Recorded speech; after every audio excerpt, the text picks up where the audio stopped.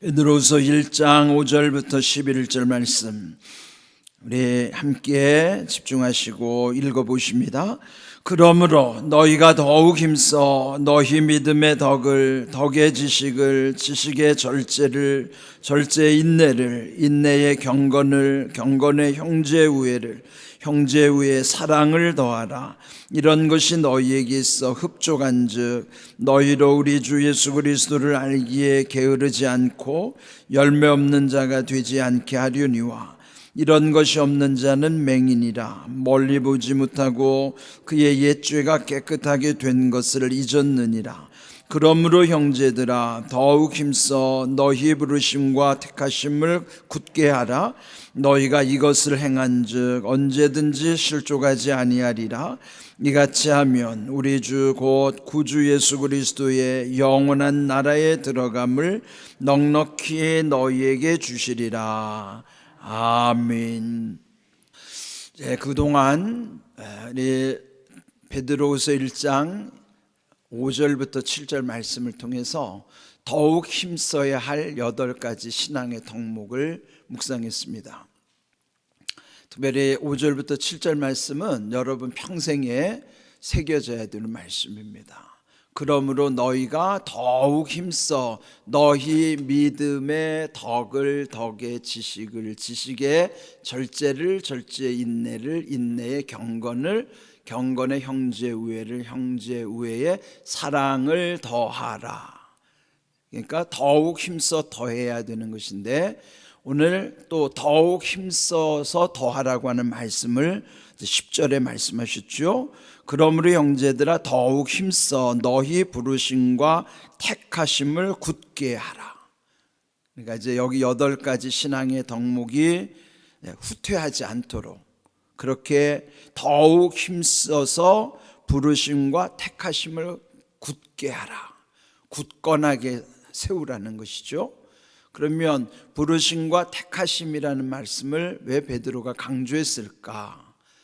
하나님은 우리를 구원하시기 위해서 먼저 부르십니다. 그런데 그 부르심 가운데 다 응답하지 않죠. 그 부르심 가운데 응답한 자를 하나님은 택하시는 거예요. 그러면 부르심에 응답하지 않으면 구원받을 수가 없어요. 구원이 온전히 이루어지려면 그 주님의 부르심 가운데 응답하는 이들, 그 말씀에 반응한 이들, 그 말씀을 따라 주님 앞에 나온 이들을 하나님은 택하시는 거예요. 그러면 부르심과 택하심이 함께 있어야 그러면 구원받는 것이죠.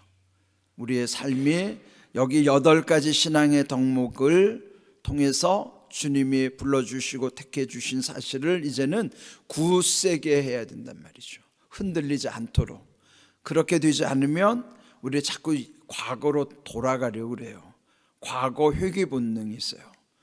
이스라엘 백성들도 광야를 지나면서 그들이 조금만 힘들면 과거 애굽을 그리워하는 거예요. 우리의 신앙생활도 그래요. 이러한 것이 굳건하게 세워지지 않으면 옛날을 그리워하고 과거로 돌아가려고 그러는 거예요. 현재가 중요한데 이 현재의 그 믿음을 지키지 못하면은 결국은 아무 의미가 없게 되는 것이죠. 그러면은 오늘 주신 이 말씀 속에서 부르심과 택하심을 더욱 힘써서 굳건하게 할 뿐만 아니라 8가지의 신앙의 덕목이 우리 삶이 되도록 할 때 나타나는 유익이 어떤 것인가?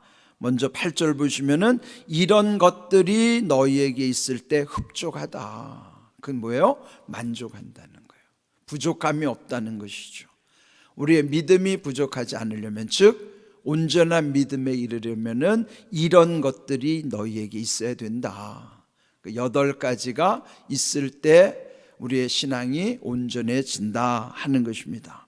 또 이렇게 흡족한즉 너희로 주 예수 그리스도를 알기에 게으르지 않고 열매 없는 자가 되지 않게 할 것이다. 그러면 여기 보면요, 우리가 주님을 아는데 게으르면 안 되잖아요. 자만하면 안 되는 거야. 신앙은 섰다고 생각하는 자는 넘어지게 돼 있어요.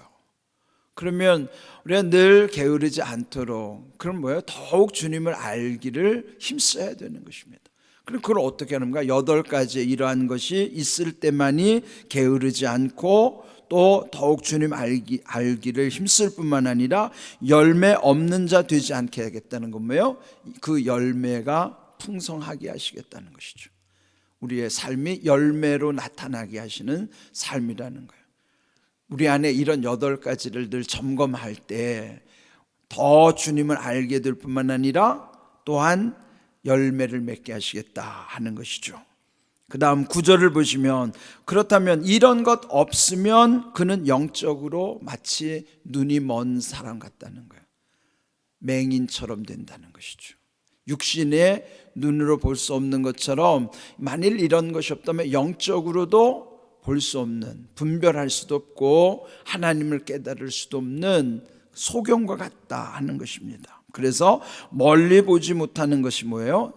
멀리 뭐가 있는데요? 그 멀리가 천국이에요. 천국까지를 볼 수도 없지만 근시면 앞에 있는 것만 아둥바둥하는 거예요. 그 앞에 있는 것, 그 멀리 있는 것을 보지 못하면 결국은 우리 인생에도 실패하는 것이고 또 혼란이 오는 것이죠. 그러므로 멀리 있는 것 보지 못함을 뿐만 아니라 옛 죄가 깨끗하게 된 것도 잊어버리느니라. 그건 뭐예요? 우리의 옛 죄는 다 회개를 통해서 용서받았음에도 불구하고 자기가 용서받고 깨끗해졌다는 것도 망각하는 거예요. 잊어버리고 살아가는 것입니다. 그러면 어떻게 되겠어요? 마치 여러분 돼지를 목욕시켜 놨는데 또 시궁창에 뒹구는 것 같은 모습이죠. 성경에서 말하는 대로 개가 토하였던 것을 다시 먹는 것과 같은 추태를 부리게 되는 거예요.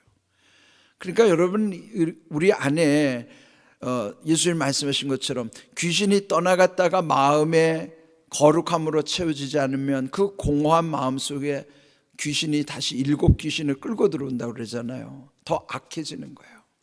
여러분 주변에 잘 보세요. 신앙생활을 온전하게 못하는 사람은 세상 사람들보다도 더 악해요. 교회를 다니면서도 이런 말씀대로 이루어지지 않는 사람은요, 사실은 세상 사람들보다 더 악한 교인들도 있어요.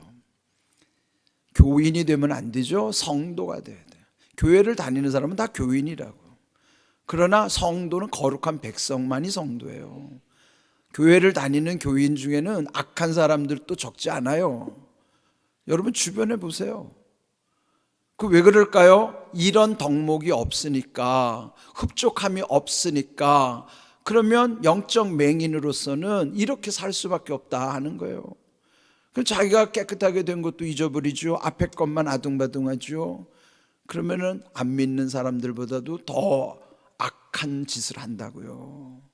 우리 주변에 보세요.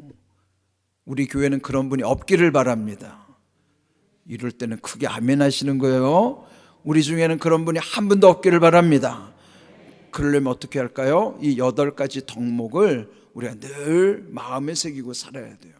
그럴 때 여기 오늘 약속대로 이런 것이 흡족할 뿐만 아니라 또 열매를 맺게 하시겠다, 더 주님을 알게 하시겠다, 그렇게 말씀하시는 것입니다.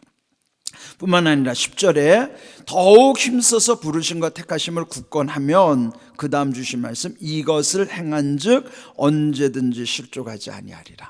그 무슨 말이에요? 넘어지지 않겠다는 거예요. 실족한다는 건 넘어진다는 것이죠. 그렇게 되지 않겠다는 거예요.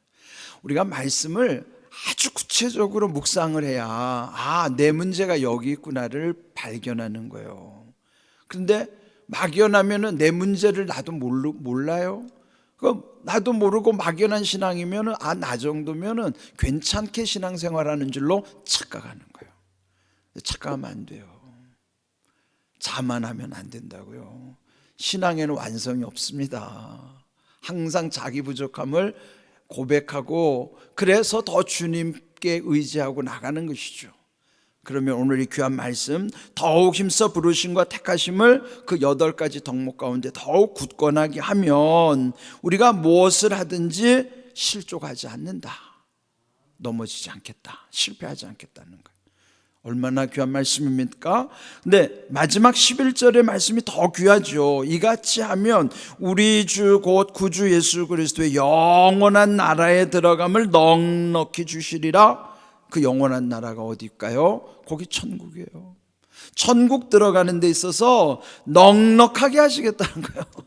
앞에서 말씀드린 것처럼 넉넉한 신앙이어야지, 빠듯한 신앙으로는 천국 갈 수도 있겠지만 불안하죠. 나 같은 게 천국 갈 수 있을까? 의심이 자꾸 들어와요. 그러면 설령 천국에 간다 할지라도 사는 동안에 얼마나 불안해요. 아슬아슬하잖아요. 구원이라고 하는 것은 이미 예수님을 믿었으면 구원이 시작된 것이지 구원이 완성된 게 아니에요. 구원의 시작과 구원의 완성을 착각하면 안 돼요. 그런데 예수님을 믿어서 구원이 시작됐는데 아직 우리가 천국 들어가기 전까지는 자만하면 안 되잖아요. 그러면은 우리가 넉넉히 하나님이 주시는 은혜, 너희에게 넉넉히 그 나라에 들어가는 믿음을 주신다고 그럴 때 그 믿음으로 살면 불안할 게 없죠. 확신이 있으니까요. 그러면 여러분 천국에 대해서 의심이 생기지 않는 거예요. 불안하지 않도록 빠듯한 믿음으로 살지 말고 대충 나는 주일 정도만 지키면 천국 가겠지, 난 요 정도만 하면 되겠지, 그렇게 살지 말란 말이에요. 넉넉하게 사시란 말이에요. 넉넉한 믿음을 소유하시길 바랍니다. 지금 이게 약속의 말씀이에요.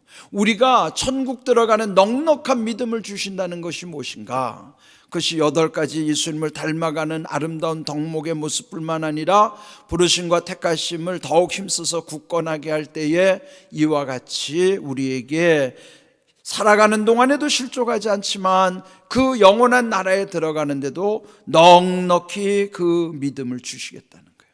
얼마나 유익한 거예요. 이런 귀한 믿음을 여러분이 마음에 새기시면서 이 말씀을 그냥 소홀히 여기지 마세요. 여러분 말씀을 그냥 한 귀로 듣고 스쳐 지나가도록 해서도 안 되지만 말씀은 계속 내 안에서 살아있어야 돼요. 나를 살리는 말씀이어야 된다고요. 8가지 덕목 플러스 부르심과 택하심을 굳건하게 하시면 사는 동안에도 실족하지도 않겠지만 영원한 나라에 들어가는데도 부족함이 없는 거예요.